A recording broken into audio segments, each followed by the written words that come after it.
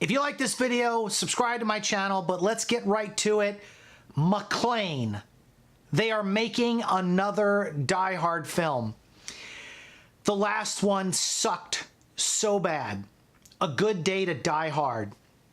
I've got this theory about Jai Courtney, and I've said this many times. Every time you attach him to a franchise, he destroys it, okay? Jai Courtney is a good actor when he's got nothing to say. Like in Jack Reacher, he may have had 2 lines, 3 lines. He was fine in that. You put him in Terminator Genesis as Kyle Reese, he sucked. The movie sucked. You put him in A Good Day to Die Hard. That movie cost $93 million to make. It made $63 million at the US box office. People are done with Bruce Willis and Die Hard. That franchise sucked, or A Good Day to Die Hard sucked. It was awful. Here's how you judge whether or not a movie is good, okay? The first Die Hard, the villain. We know who the villain is. We know it was Alan Rickman. You can name the actual actor, right? And you can name the villain's name, Hans Gruber. Okay? Anyone who's a Die Hard fan can look at Alan Rickman and go, Hans Gruber in that film. Okay? And quote lines. Ho, ho, ho. All that stuff. You know, we all know it. As the movies progressed, nobody remembers the names of any of the villains. Why?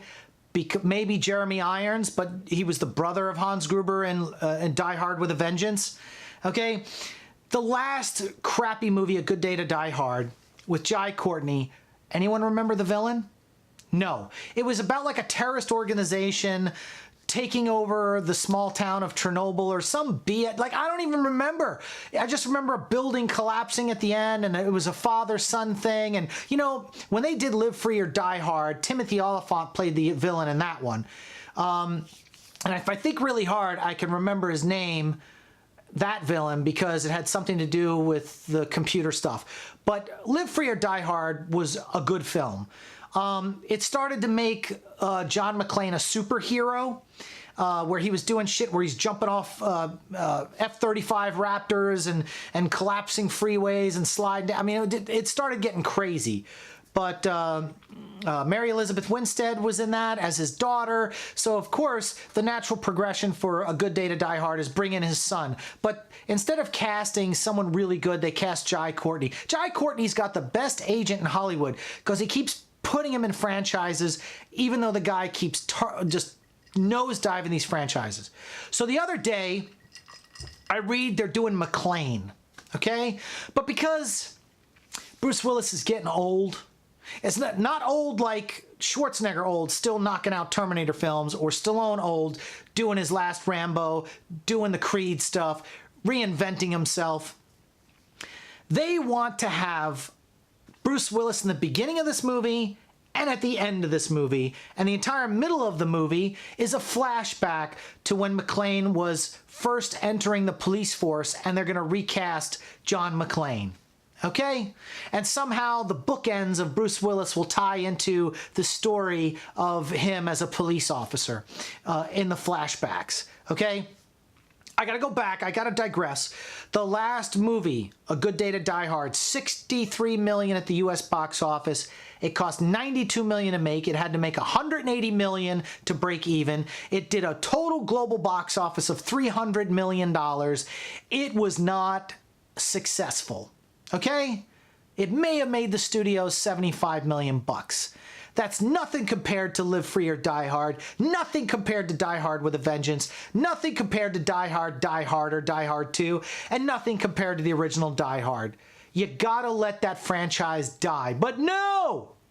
Let's have Bruce Willis show up, and then she'll appear, and in the middle we'll cast a young Bruce Willis, and it'll be like a soft reboot, because then we could do more Die Hards with this younger guy that doesn't cost so much and isn't over the hill in his acting. Because let's be honest, Bruce Willis, he doesn't even act anymore in his movies. You can't even direct him. He just shows up, throws out his lines, says he'll do it the way he wants to do it, and then he goes back to his trailer. That's Bruce Willis. Okay? I'm telling you, that's Bruce Willis. Nobody wants McClane. No one wants McClane. No one wants this movie. But they're going to make it. And it's going to be terrible. And I don't know what else to say other than the franchise is over.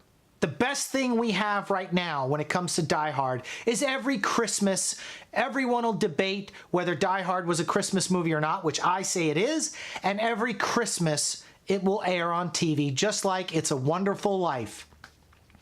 And let's just leave it at that. No one wants McClane. The movie McClane. They can't even use Die Hard anymore because they've used it. Die Hard with a Vengeance, A Good Day to Die Hard, Die Harder. They've used every version of Die Hard they can. So now it's just McClane. No one wants this movie. Do you want this movie? Let's talk about it in the comments section, and I'll see you on the next rant.